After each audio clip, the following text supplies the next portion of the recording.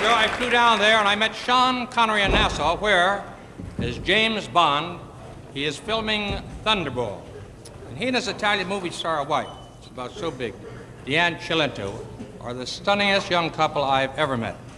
Now, after I'd watched my tall Irish friend, director Terence Young, filming some of the aquatic stuff which you're going to see here, Sean, Cubby Broccoli, Kevin McClory and I went out to the country club to play 9 holes of golf.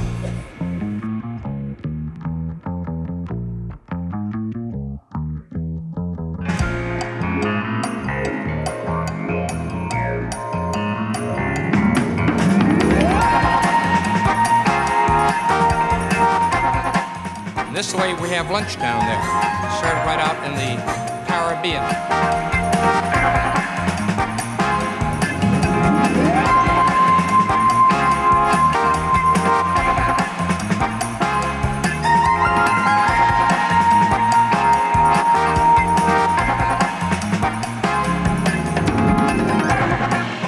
He's a big fella. He weighs 200 pounds. He's called a country mile.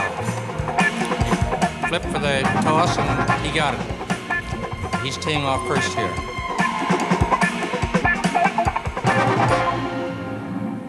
And hit it. The hustler.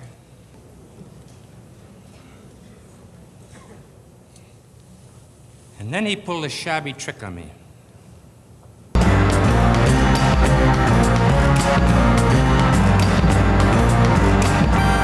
Came up there. Now, Sean told me he gets a great kick out of playing James Bond, Agent 007, because it's such a contrast to his dramatic roles. And we had such a very nice time. I really enjoyed it. Now, this gun and this gentleman are at it again in yet another divertissement, which we filmed, being filmed in England.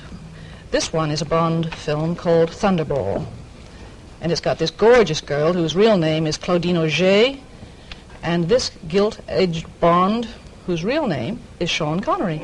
All right then, Sean! He's been saved by a lovely, bad French girl who turns good when she discovers that Bond love is great underwater too, so now they've got to be rescued.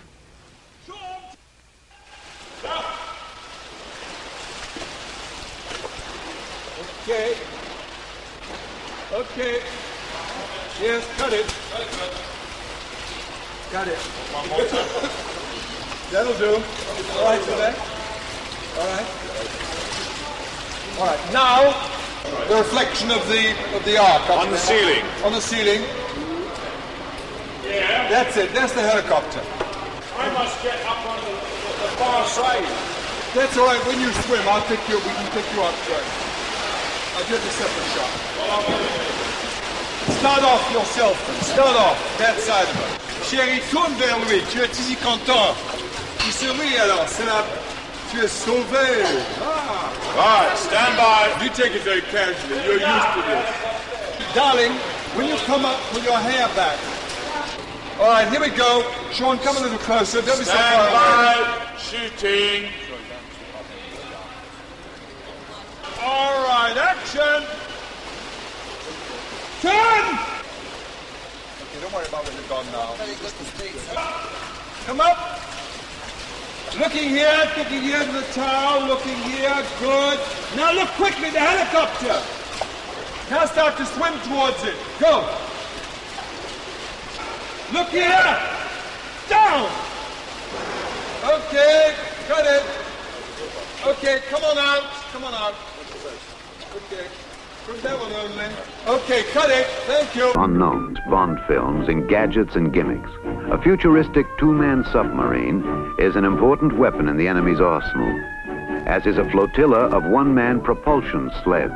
They're all part of an underwater task force that might be a glimpse into the sea warfare of tomorrow.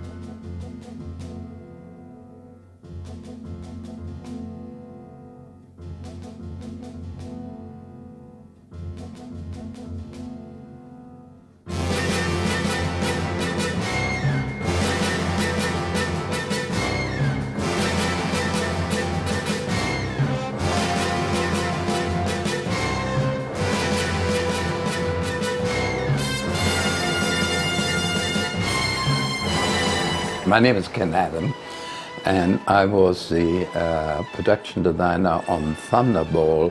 What you're seeing now is some location scouting footage I took at a place called Chateau d'Annay in France, which we were going to use for, I think, the pre-credit title sequence, a very beautiful castle. And now we are location scouting in the Bahamas, and that's Harry Saltzman there. And I think it's the back of Terence Young, and there is Ted Moore and Gus Augusti. Ted Moore was a cameraman, Gus Augusti was the first assistant, and David Middlemas, who was the production manager. And here we've got Ted Moore balancing on the retaining wall. And if I remember right, it looked like a submarine pen. Dick Maybaum, you know, was the most relaxed character, and Dick was always took part. He was very much part of the unit. Also, I think, helped him to come up with new scenes and create them, because he was so much part of us, you know. These are shots of actual sharks which we placed into one of the swimming pools of an American couple who had an incredible villa in the Bahamas. And those sharks were caught by the Miami Seaquarium in one night outside, where Sean, myself, and Letizia, and some of the artists were staying. We had to keep the sharks alive in Mr. Sullivan's pool. In fact, the only way we could do it was to have the Ivan Tors underwater experts hold on to the fin of the sharks and swim around with them to keep them alive. But the stench, the smell was awful, and also it was quite dangerous in a way, because I remember the Sullivans used to have their several gin and tonics at night time, and I was worried that if somebody fell into the pool, you know, who was responsible? Now I went to God knows where, it was on the East Coast, to film one of the first American hydrofoils called the Denison, which traveled at about 60 knots on the Atlantic and was powered by aircraft jet engines. And I thought I might use it for the Disco Volante, but it was too experimental, too noisy, and I then decided against it, but I filmed it going out to sea and then was on it myself.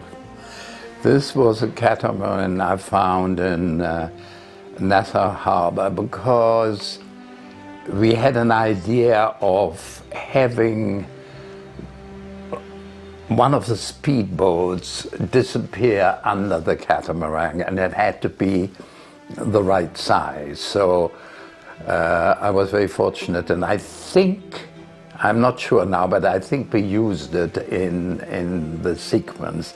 And this, we're coming to, I decided that it would be better to build part of the Vulcan bomber full size in the Bahamas. And so we built actually a replica. You see the nose section and undercarriage in fiberglass with my construction team, which I brought over from England at Pinewood,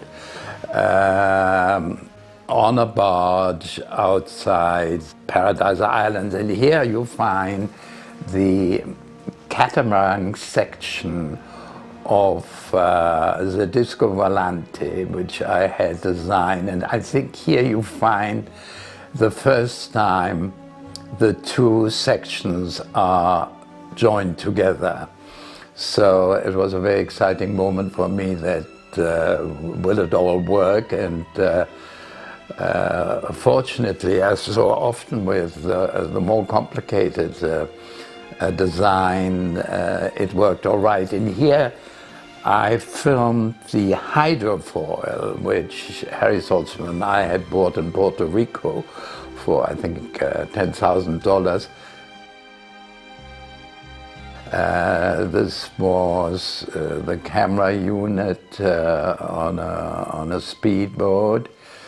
I think the design challenges in Nassau were more ships. I mean, the Disco Volante, the underwater, for the first time, I had to use bottles and swim underwater. There's Adolfo Celli, who was the chief villain. This was in between takes, obviously. Sean loved to clown for me, and I sneaked those shots of Sean and Claudine Auger, which were shot while the main unit was shooting at Coral Harbor. There's Terence Young discussing with Claudine. There's a camera unit. The location shooting of Thunderball was a lot of fun, and because it's a certain atmosphere that was created, and I must say Terence was great at creating the right sort of atmosphere. He was very friendly with Sean, and Sean was extremely relaxed, and he was at his most relaxed when Terence directed him. I credit Terence with really creating Sean as Bond. It was quite easy for Terence to teach Sean all the things that he felt James Bond ought to be. And they had a great relationship, and that reflected on the whole crew, you know. Gus Augusti was one of the most experienced first directors and very popular. David Middleman, the production manager, was liked by everybody. I had a very good art department crew out there and construction department from Pinewood. Cubby was at its most relaxed.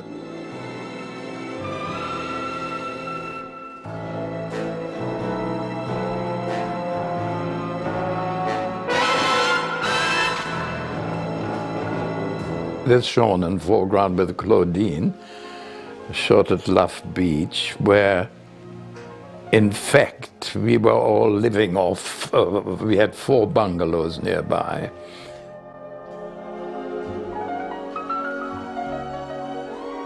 And this must be, that's Gus Augusti on Paradise Beach.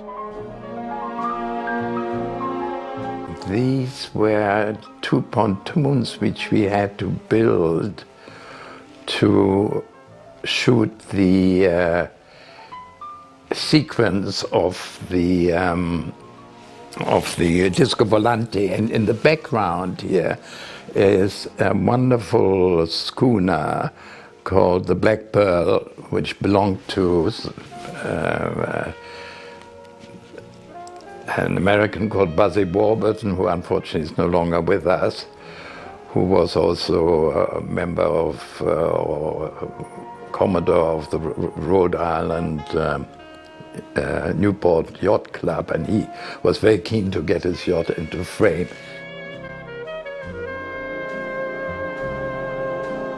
And these are people, I think, having a swim or trying to organize something with the camera pontoons. And I was quite nervous at the time because it was filming the Disco Volante, and I was hoping that everything would work all right.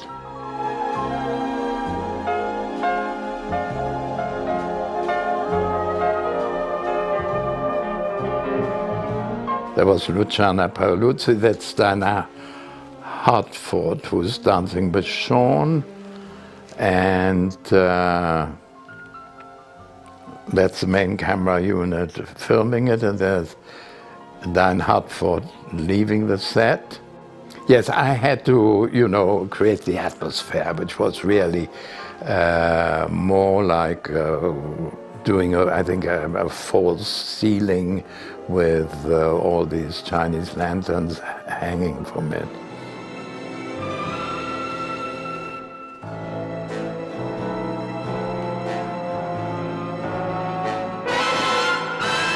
And here we are back now on the Disco Volante with the first unit shooting from these pontoons.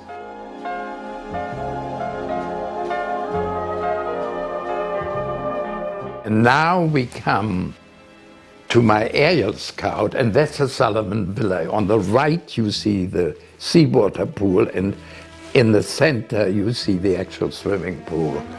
And after scouting the whole of Nassau, of the Bahamas, of Nassau, by air, I found this villa. Oh yeah, now this is Letizia, my wife, this is Luciana Paoluzzi and her mother on Love Beach, where we were all staying. We knew Anita Ekberg, who was staying in one of the bungalows, Letizia and Fogart, and my brother, late brother Peter, who was 7 years older, who visited me in the Bahamas. And Letizia, my wife, who was Italian, and Anita were great friends. And so she spent a lot of time in her spare time, because we were all, we were having fun. And we were all water people. Cubby liked boats, Peter Merton, my art director, loved boats, I loved boats, Peter Lamont loved boats. So we spent more time in the water and didn't go to bed until the early hours of the morning. And it was one of those things that I learned from a famous American director who taught me a great deal much earlier, Bob Aldridge, who said, you've got to be professional on films, but you also have to have laughs. And on Thunderball, we had a lot of laughs.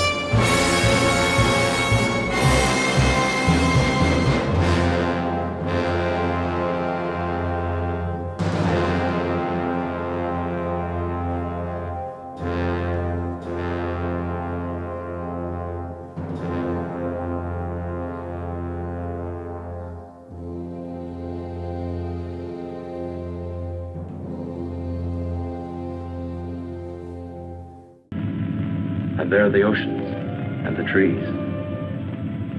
You can't see them. In my mind, I can. I'd like to run down a road that's lined with pine trees. Would you? Yes, and feel just once again the excitement of speed. But we're already running at 90,000 miles an hour. And we're standing still. That's nothing but an illusion. Do you know what day it is? It's Christmas, Lucy.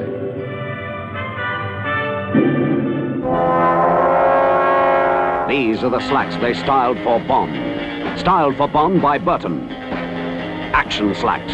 Styled for Bond by Burton.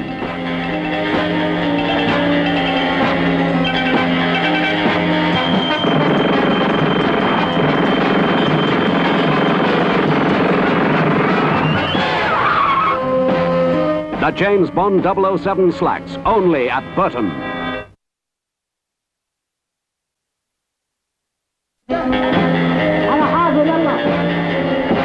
This is the raincoat they styled for Bond. Styled for Bond by Burton.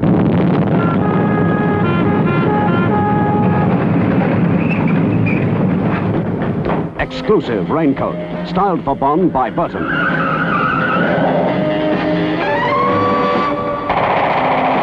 The James Bond 007 raincoat, only at Burton.